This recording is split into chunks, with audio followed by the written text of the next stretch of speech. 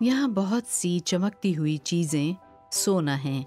सदियों से वेनिस में ये कीमती जेवरात इस शहर के दौलत से मालामाल होने का सबूत हैं। ताहम आजकल हाथ से काम करने वाले सुनार बहुत कम रह गए हैं। मारियो बेटा बेतलोरो के नाम से मेनेगाट्सो खानदान दुनिया भर में सुनार का कारोबार करने वाला आखिरी दस्तकार खानदान है।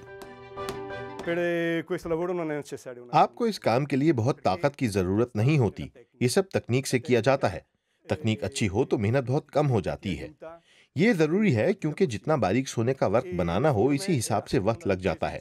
50 मिनट से लेकर 2.5 घंटे तक हथौड़ी चलाना पड़ सकती है।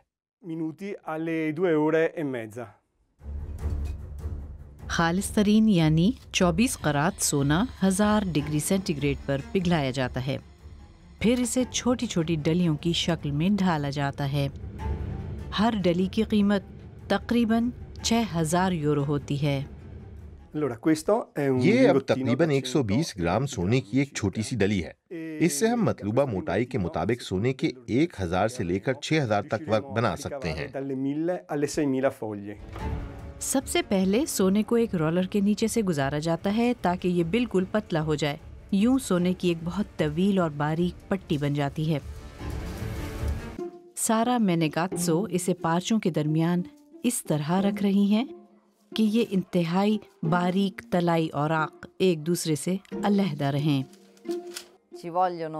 एक पैकेट में 330 शीटें होती हैं, जिन्हें पहले एक मशीन से गुजारा जाता है और फिर इसके 4 हिस्से कर दिए जाते हैं, जिसके बाद इन पर हथौड़ी से काम किया जाता है।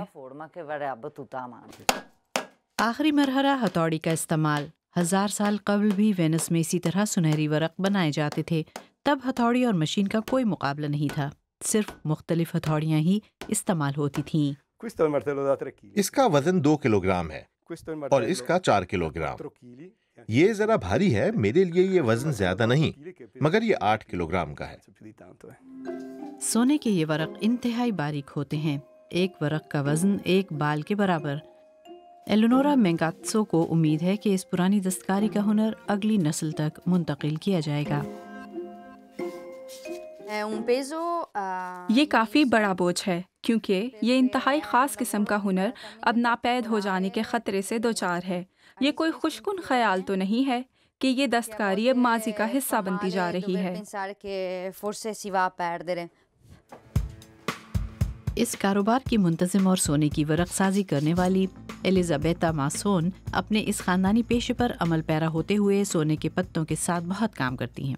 इतनी नाजुक धात के साथ काम करने के लिए उन्हें बहुत ज़्यादा सुकून और तवज्जो की ज़रूरत होती है, क्योंकि हवा के एक हल्के से झोंके से सब बिखर जाने का खतरा होता है। सनती तौर पर तैयार करदा और हाथ से बनाई गई सोने की पत्तियों में बहुत बड़ा फ़र्क होता है। सनती सोने की पत्ती ज़्यादा पतली और ज़्यादा नाजुक है। इसके साथ अच्छी तरह से काम करना मुश्किल होता है। वो आसानी से टूट जाती है। वो इतनी खूबसूरत भी नहीं लगती जितनी हाथ से बनाई गई सोने की पत्तियाँ। वेनिस के सेंट मार्कुस बेसिलिका के बेल टावर कैंपानेले पर नस्ब फरिश्ते के मुजस्समे को दोबारा सजाने और इसकी बहाली के लिए मारियो बेटा बेतलोरो के बनाए हुए सोने के पत्तों ही का इस्तेमाल किया गया। दस्तकारी का ये कदीम फन इटली में आज भी नहरों के शहर वेनिस पर अपनी चकाचौंध फैलाए हुए है।